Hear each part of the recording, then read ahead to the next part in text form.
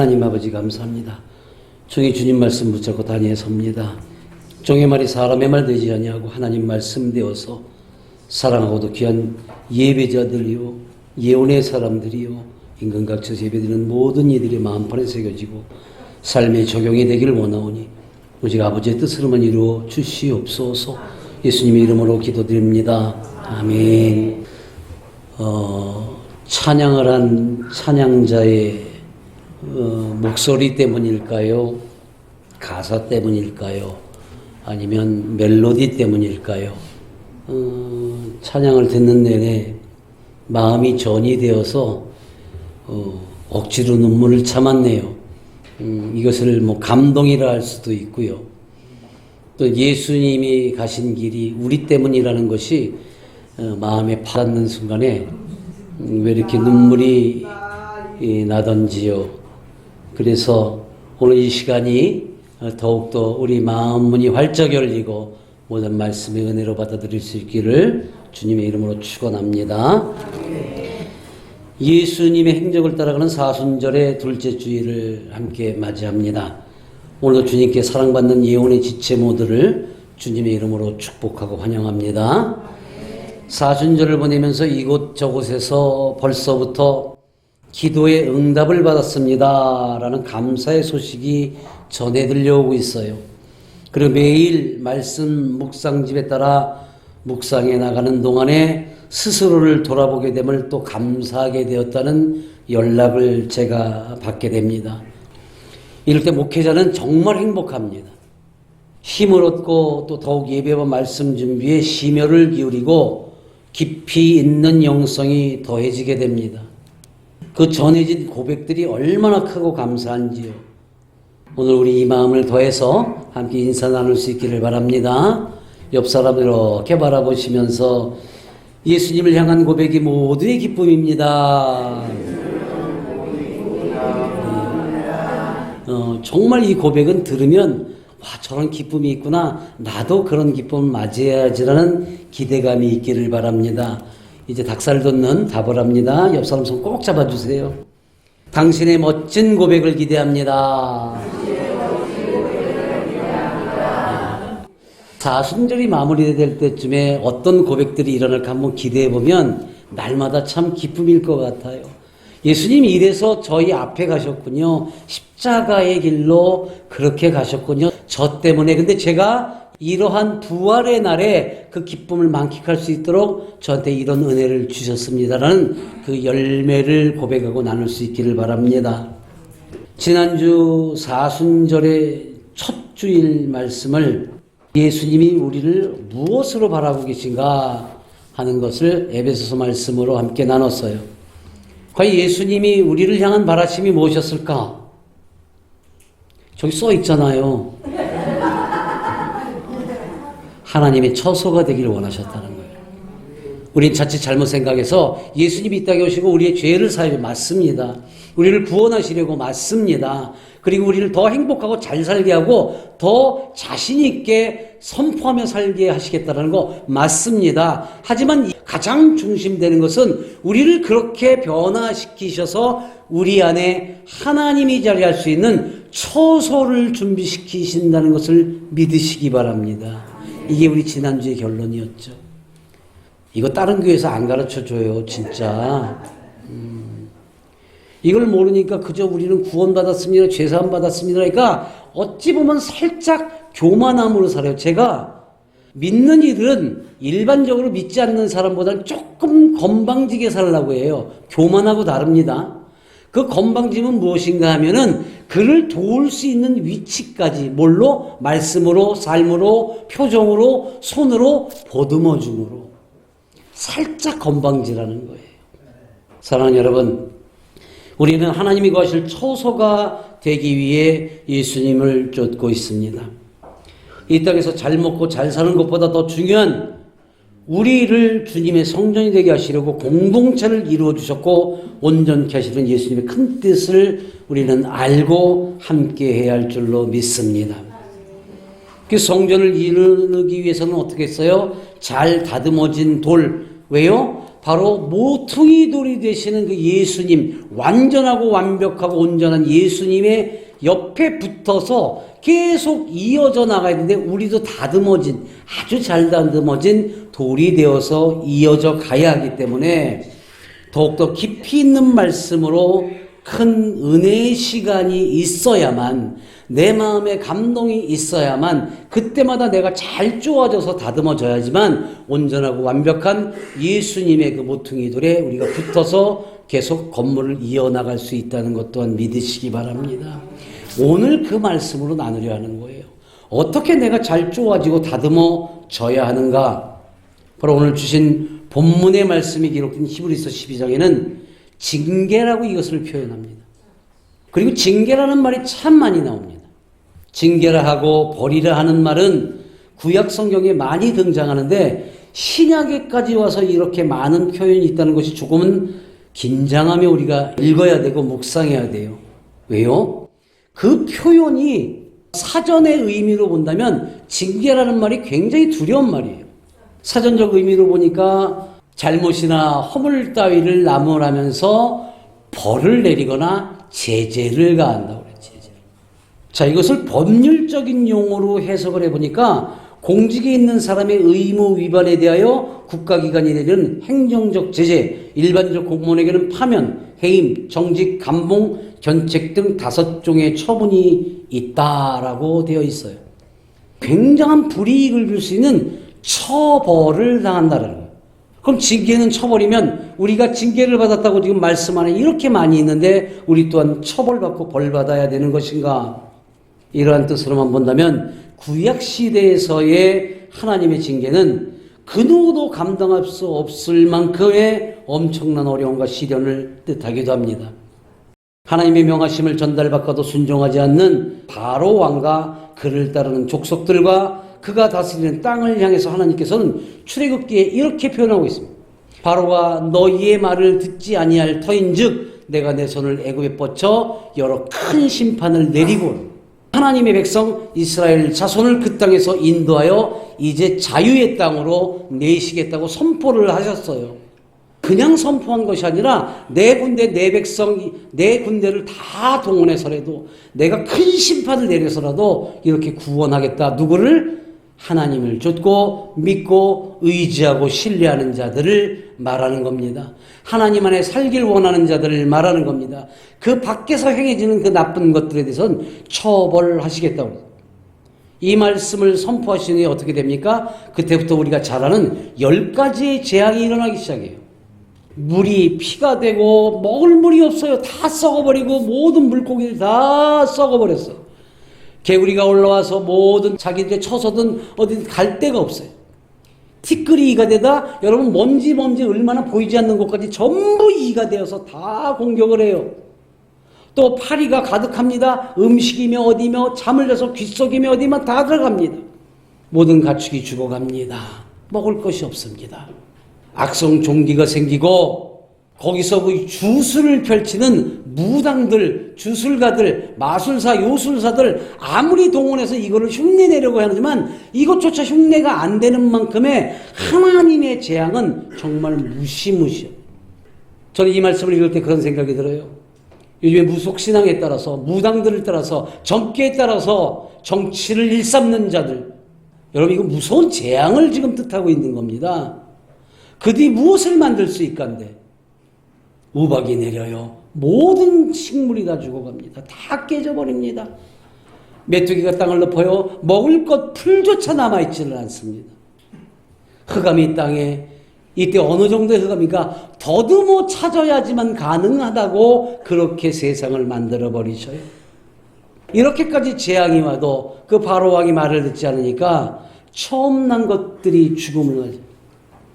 동물이든 자녀든 장자를 그렇게 중요하게 여기는 그 당시에 그 모든 것들이 다 죽음을 맞이하게 됩니다. 이렇게 된 연후에야 하나님의 말씀에 순종하게 되지요.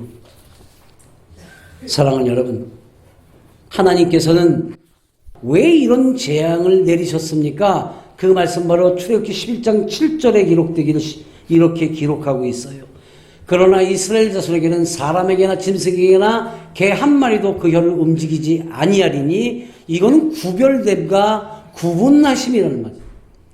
자, 여호와께서 함께 합시다. 여호와께서 애굽 사람과 이스라엘 사이를 구별하는 줄을 너희가 알리라 하셨나니. 아멘. 믿음 안에 하나님과 함께 관계를 유지하고 살아가는 자들과 그렇지 않고 신뢰하지 못하는 자들과 하나님 구별하신다라는 거예요. 여러분, 간혹 왜 나는 이렇게 힘이 들어요? 나는 왜 이렇게 어려워요? 왜 내 기도에 응답을 주지 않으세요? 라고 먼저 따지기 전에 나는 과연 하나님의 말씀에 순종하고 있고 그분 안에 살고 있으며 내 안에 그 성전을 만들고 있는가를 먼저 확인하셔야지 돼요. 내가 바라는 것만 바랄 것이 아니라 특별히 사순절에 우리가 그 모든 모습을 회복할 수 있기를 주님의 이름으로 축원합니다. 하나님께서는 따르고자 하지만 얽매여 있는 이스라엘 백성들에게는 티끌 하나 다치지 않게 하셨음을 우리는 또한 기억해야 합니다. 이 이후로도 신명기와 사사기 등 많은 곳에 하나님의 징계가 있었지만 그때마다의 징계는 또 다른 뜻을 지니고 있었어요. 저희 신명기 29장 이하의 말씀을 보면 너희가 또 그들 중에 있는 가증한 것과 목석과 은금의 우상을 보았느니라. 즉 우상을 만들기 시작해요, 스스로. 최근에 가장 마음 아팠던 일이 뭐예요? 지난 주일입니다. 사순절의 첫째 주일. 우리는 그 이전부터 준비해서 이 사순절만큼 우리가 자제하며 예수님만을 의지하고 기억하며 그 가신 길을 우리가 기억하자라고 무척 많이 강조했어요. 그래서 우리는 예배를 거룩하게 드렸어요. 근데 그때 길거리로 나가서 교회가 아닌 십자가 앞이 아닌 다른 곳에 가서 성경을 펴놓고 찬송가를 불러가면서 거기서 그 우상을 만들고 거기서 집회한답시고 있는 그들을 보면서 너무 가슴이 아팠어요. 개인적인 어떤 성향이 있습니다. 개인적으로 갖고 있는 어떤 의지와 의향은 인정합니다. 그거를 나무라거나 나쁘다고 좌니 우니 하는 것에 우리가 중요한 것이 아니라 이 절기만큼은 우리가 예수님과 함께 해야 하며 그 예수님의 십자가 앞에 머물러야 함에도 휘둘리고 그 우상을 만든 자들을 향해서 너희 중에 남자나 여자나 가족이나 집화나 오늘 그 마음이 우리 하나님 여호와를 떠나서 그 모든 민족의 신들에게 가서 섬길까 염려스러우셔서 결국엔 독초와 쑥의 뿌리와 같은 것들을 즉 징계와 벌을 내리셨다라는 것. 이번에는 하나님께서 명하신 일들에 대해 부정하고 순종치 않음에 대한 징계이며 재앙이었다면 그토록 보호하시고 인도하셨음에도 하나님을 무시하고 존재 자체를 흔들려 하는 모습에 징계를 하셨다라는 겁니다. 자기들이 알지도 못하고 여호와께서 그들에게 주시지도 아니한 다른 신들을 따라가서 그들을 섬기고 절한 까닭이라는 거예요. 여러분 뉴스 보면서 저럴 수도 있겠지. 저런 사람들도 있구나. 이렇게 그냥 우리가 흩어 지나가면 안 돼요. 오늘 이 말씀을 본다면 우리 또한 긴장하고 그들이 되돌릴 수 있기를 바라며 기도해야 할 줄로 믿습니다. 왜요? 세상이 이렇게 되면 모두가 힘들어져요. 난 그들의 말 가운데서 정말 엄청난 얘기를 들었어요. 나라가 없이 어떻게 하나님의 나라가 존재하냐고. 그래서 그 나라 존재를 위해서 자기는 길거리로 나왔다고 태극기 흔들고 미국기 흔들고 이스라엘기를 흔들고. 여러분 나라가 없이 어떻게 하나님의 나라가 있느냐고요? 이렇게 거꾸로 살아가는 인간들이 있어요. 나라가 없어도 하나님의 나라가 없이 나라가 있으면 그건 소용이 없어요.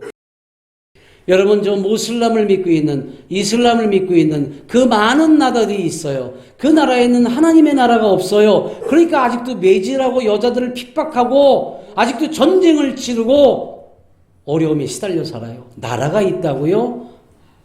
그래야 하나님의 나라가 있다고요? 우리는 생각을 바꿔야 돼요. 우선 하나님의 나라가 있어야 그 안에서 이루어지는 나라들이 풍요롭고 행복하고 자유로우며 큰 기쁨으로 살아가는 하늘의 사람들이 됨을 믿으시기 바랍니다. 우리가 이거를 부정해서는 안 돼요. 근데 자금의 세상엔 이걸 모두 부정하고 있다는 믿는 사람들과 인도자들이 오늘날의 행태를 보면 그때의 모습들이 다시 그 구약시대의 모습들이 다시 있음을 보게 됩니다. 도대체 누구를 위한 기도며 무엇을 위한 그러한 행태들을 벌이고 있는지, 평소에 나라를 위해서든 어려운 사람들을 위해서든 가족을 위해서 기도 한번 해보지 않았던 사람들이 저렇게 성경책을 펴놓고 쇼를 하고 있단 말이에요. 쇼를. 어렵고 힘든 자들을 위해서 가서 보듬지 못하는 사람들이 저렇게 길거리에 나가서 통성 기도를 하고 찬양을 하고 저런 쇼를 하고 있단 말이에요. 하나님을 팔아서 하나님을 욕되게 하고, 여러분 이런 뉴스가 나갈 때마다 어때요? 세상에서는 모두 다 우리를, 심지어는 무당이나 무속인이나 점괘 의존하던 정치하던 사람들이 결국에 어제 발표가 나왔어요. 신천지를 접촉하고 그들에게서 성경 공부를 하고 이랬다는 거예요. 도대체 얼마나 많은 잡신들을 만나려는 거예요. 하나님이 보내지도 않은 그런 것들을 만나고 있는 거예요. 그런데 믿는 자들이 가서 그들을 위해서 기도합니다. 여리고성을 던다고 지금 그 헌법재판소 앞을 지금 돌고 있어요. 여러분 도대체 성경을 아는 인간들인지 모르는 인간들인지 모르겠어요. 여리고성을 왜 허물어뜨리려고 거기서들 돌았어요? 오직 하나님의 뜻이에요. 정말 무식한 것들이 모여서 저러고 있으니, 말씀 하나 제대로 읽지 않은 것들이 그러고 있으니, 이 사순절에 예수님의 고난의 길을 함께 따라야 하는 믿는 자들의 행태가 오히려 더욱 혼란스럽게 세상을 만들어가고 있습니다.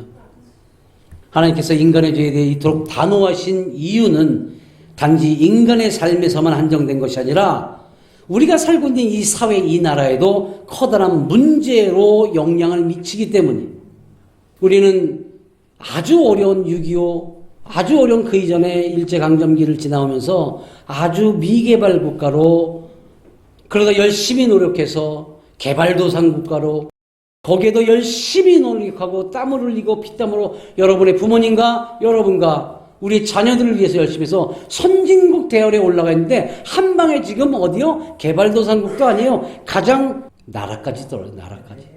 이게 얼마나 슬픈 일이에요. 이래서 우리가 신앙에서 바른 하나님의 뜻을 바로 세우지 못할 때에 하나님께서 징계를 하시고, 이런 이유는 모든 나라의 사회에도 영향이 끼쳐진다는 사실 때문입니다. 하나님과의 관계에서 벗어난다는 것이 사사로운 개인의 문제가 아니라 우리의 잘못된 선택이 각 개인을 넘어서 사회와 삶과 미래까지 영향을 미칠 수 있습니다. 그래서 이제는 우리가 미개국가로 떨어졌지만 다시 한번 우리가 기도하는 자들이 모여서 이제 믿음의 사람들로 회복시켜질 때에 우리는 다시 하나님의 나라가 완성되고, 그로 인해서 우리 나라가 다시 우리의 국민들이, 우리의 민족이 하나님께 인정받는 세상에 우뚝 설 수 있음을 믿으시기 바랍니다. 기도하며 믿고자 하는 것을 편리대로 무당들의 술수나 무속인들의 점괘를 따르고 이단들과 협의하는 자들, 하나님의 말씀을 떠난 자들의 말로는, 그들의 말로는 징계와 재앙이 될 것입니다. 하지만 끝까지 하나님을 떠나지 아니하고 말씀에 충성하며 삶을 들었다면 그 이스라엘 민족에 단 한 치의 재앙이 오지 않도록 구별하신 하나님의 뜻과 은혜로 우리는 예수님을 보내주셨고 직접 스스로 오셨기 때문에 예수님이 오신 이후에 징계라 함은 재앙이 아닌 훈육과 가르침이 되었음을 또한 믿으시기 바랍니다. 그래서 우리를 사랑하심으로 되돌림이라는 회개의 순간들을 주신 겁니다. 사랑하는 여러분, 지금 삶이 힘들고 어려운가요?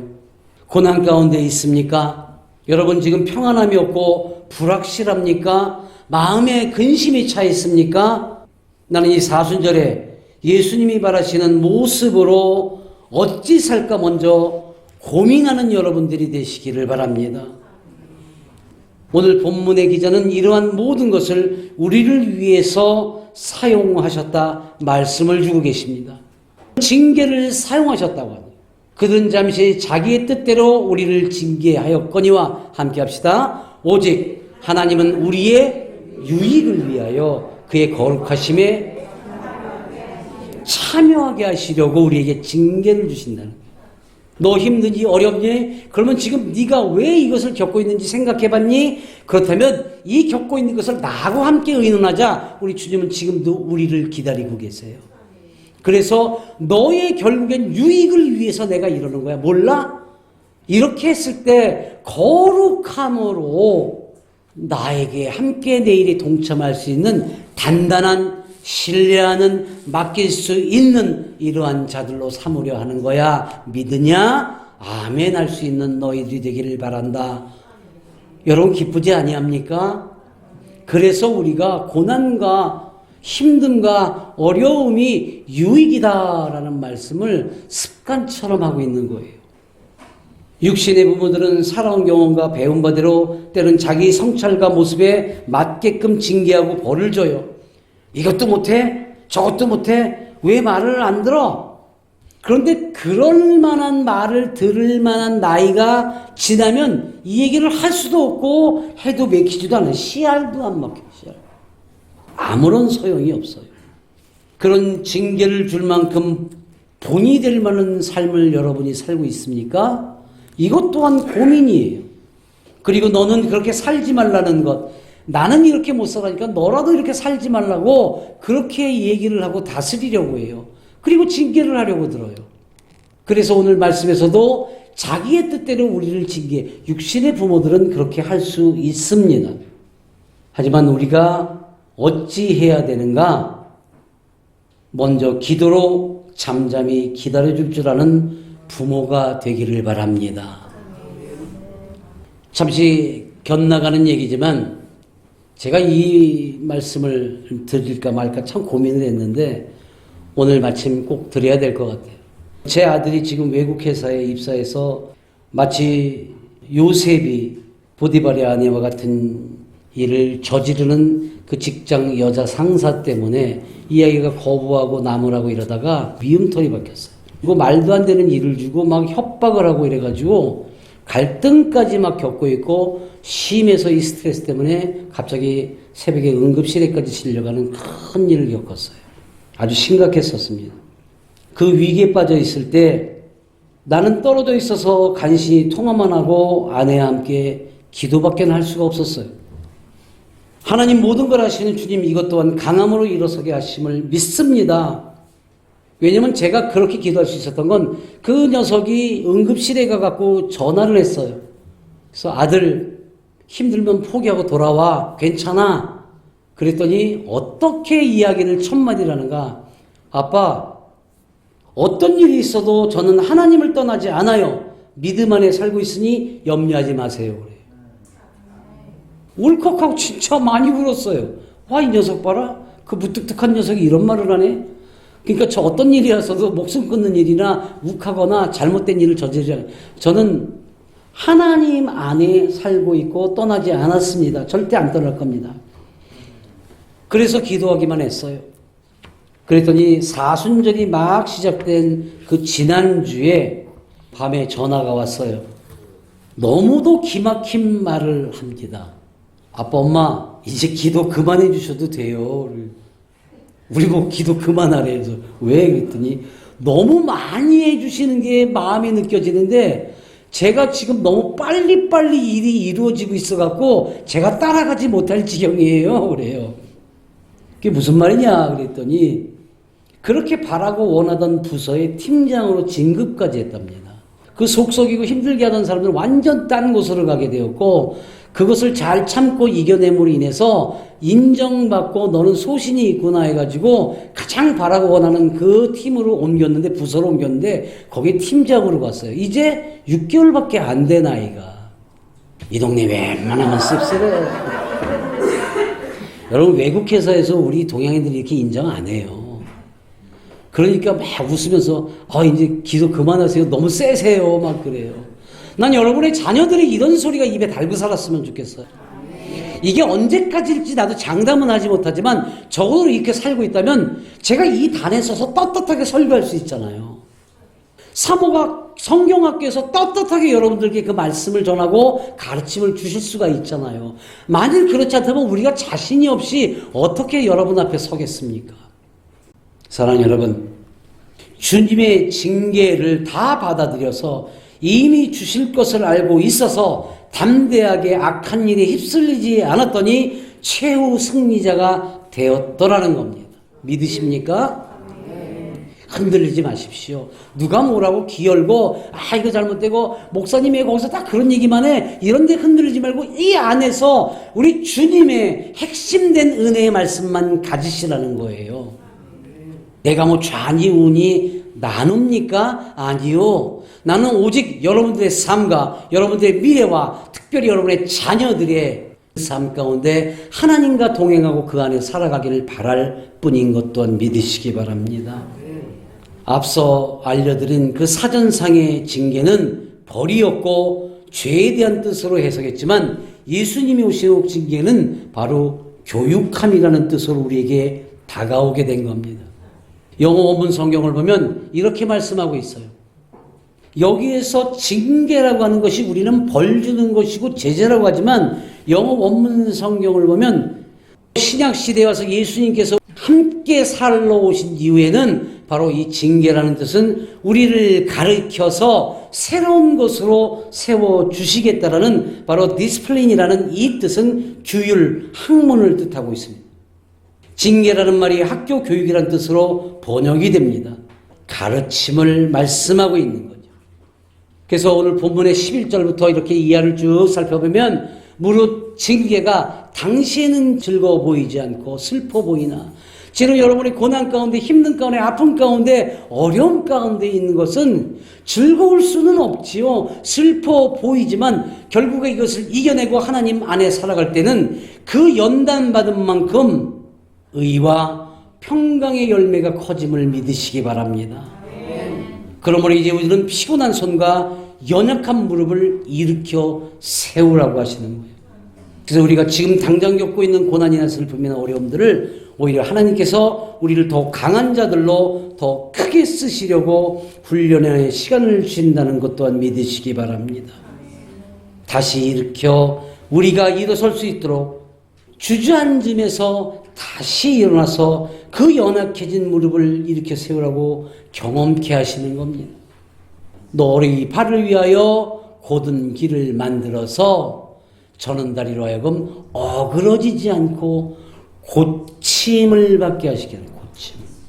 사랑하는 여러분, 우리는 어떤 모습으로 살아가야 하는가를 생각할 때마다 먼저 다짐해야 될 것이 살아가며 어려움을 겪는 이러한 때에 살아가다 죽을 만큼 힘이 들고 아플 때에 서럽고 외로울 때에 우리가 그것을 이겨내는 그 말씀 가운데 살아갈 때에 그걸 체험하고 경험하고 이겨낸 모습을 가지고 우리 주님이 쓰시는데 어떻게 해요?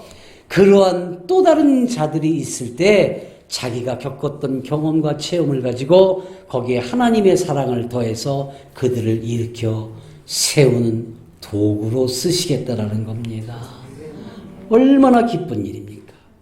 우리에게 새 힘을 주신 그 뜻이 그 힘이 필요한 자들에게 그 힘을 나눠줄 수 있는 우리로 만들어 주신다라는 거죠. 예수님께서 바라는 사람 진정한 모습이 이렇게 돼야 하지 않겠습니까? 오늘 주보안 우측 컬럼에 제가 학창시절에 아주 존경하고 한때는 따르고 싶었던 분이 있었어요. 그 함석헌 선생이라고 그분이 남긴 그 시를 제가 옮겨 적었습니다. 우리가 살아가면서 이러한 사람을 하나쯤에 두고 있을 때에 그 힘은 이루말할 수가 없어요. 말리길을 나서는 길 처자를 내맡기고 내 아내와 자녀, 내 가족을 맡기고 마음 놓고 갈 만한 그런 사람을 그대는 가졌는가? 여러분 이걸 꼭 읽어보시고 한번 좀 확인해 봤으면 좋겠어요. 맨 마지막에 온 세상의 찬송보다는 아니하고 가만히 머리 흔들 그 한 얼굴을 생각에 정말 알뜰한 유혹을 물리치게 되는 그런 사람을 그대는 가졌는가로 맺어지는 이분은 정말 이승만, 박정희, 전두환 이 시절에 그 핍박받는 시절에도 자기의 목소리를 냈어요. 이 사람의 기초는 무엇인가? 바로 하나님 안에 살기 위한 바로 종교인으로 살았기 때문입니다. 그래서 나도 이 사람을 참 좋아했었어요, 이분.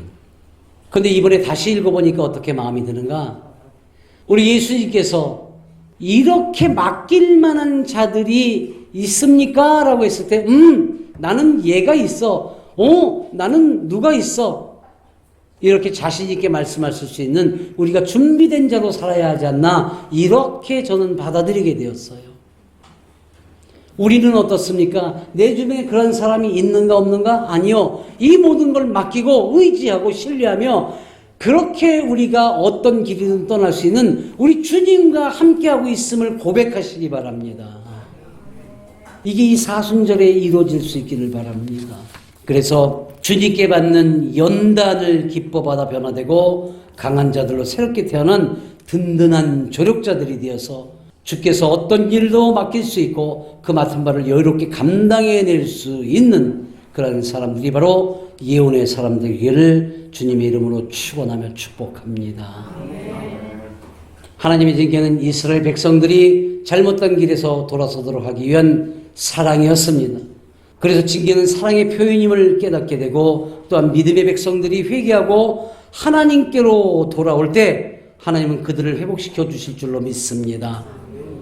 삶에서 어려움이나 징계를 만날 때 그것이 하나님의 사랑에서 비롯된 것임을 기억하고 회개함으로써 그분의 회복을 경험할 수 있기를 다시 한번 예수님의 이름으로 축원하며 축복합니다. 하나님을 떠나서 받는 징계는 반드시 재앙으로 돌아옵니다. 그러나 주 안에서 꿋꿋하게 서는 자는 그 징계가 훈육하시고 사랑으로 회복시켜 주십니다. 그러므로 우리는 하나님의 징계를 두려워하기보다는 그 징계를 통해 하나님과의 관계를 더욱 깊이 있게 돌아봐야 할 줄로 믿습니다. 우리에게 힘주시는 말씀이 바로 오늘 본문 앞절에 기록되어 있어요. 우리 한 목소리로 함께 합독합시다. 시작. 주께서 그 사랑하시는 자를 징계하시고 그가 받아들이시는 일마다 채찍질하심이라 하였으니 너희가 참음은 징계를 받기 위함이라. 하나님이 아들과 같이 너희를 대우하시나니 어찌 아버지가 징계하지 않느냐. 아멘. 여러분, 고난받고 힘들고 어렵습니까? 우리 예수님과 동등하게 우리를 취급하시겠다는 거예요. 이 말씀을 꼭 기억하십시오. 힘내십시오. 어려움에 빠진 데에 흔들리고 잘못된 길로 들어서지 말고 곧은 길을 세워서 우리의 굽고 저는 다리를 곧게 펴고 일어나서 어떻게 해요? 가장 능동적인 모습으로 우리가 변해야 할 줄로 믿습니다. 그냥 일으켜 세우고 마지못해 일으켜 세우고 억지로 일으켜 세우지 말고 주신 그 말씀에 따라서 강한 믿음을 갖고 자신 있게 두 무릎 곧게 펴고 능동적으로 주여 제가 하겠습니다. 여기 있습니다. 그 주신 모든 징계의 기쁨으로 제가 회복했습니다. 라고 주님 앞에 십자가 앞에 설 수 있기를 바랍니다. 하나님의 징계는 고난이 아니라 우리에게 주시는 교훈입니다. 하나님은 우리의 삶을 통해 그분의 뜻을 이루어 가시며 그 과정에서 우리가 깨닫고 돌아서기를 원하고 계십니다. 그리고 하나님의 독생자 예수님과 같이 대우를 하시려 하신다는 겁니다. 스스로 우리의 모든 죄를 대신해서 스스로 십자가의 길을 가셨듯이 우리 또한 부정적인 마음 없이 능동적으로 예수님의 길을 뒤따라야 합니다. 이 사순절 우리의 마음을 다잡아 꼭 정하고 살아갈 수 있기를 예수님의 이름으로 간절히 축원하며 축복합니다. 아멘. 하나님 아버지 감사합니다. 이 사순절을 그저 늘 있는 절기로 보내는 것이 아니라 마음 깊이 담아서 주님께서 주시는 말씀 하나하나 꼭꼭 씹어가며 내 것이 되게 하고 하나님이 뜻하신 바가 무엇인지를 알며 이 모든 일에 능동적으로 행하며 살아가는, 그래서 그 믿음으로 우리가 바로 설 수 있는 그런 모습으로 살길 원하오니 오직 주님의 뜻으로만 이루어 주시옵소서. 예수님의 이름으로 감사하며 기도드립니다. 아멘.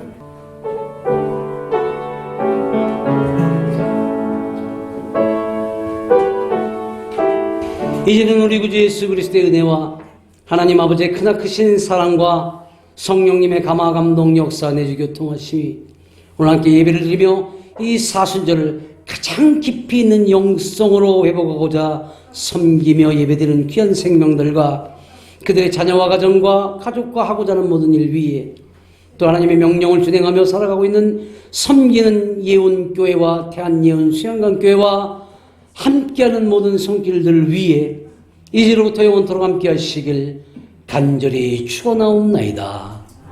아멘.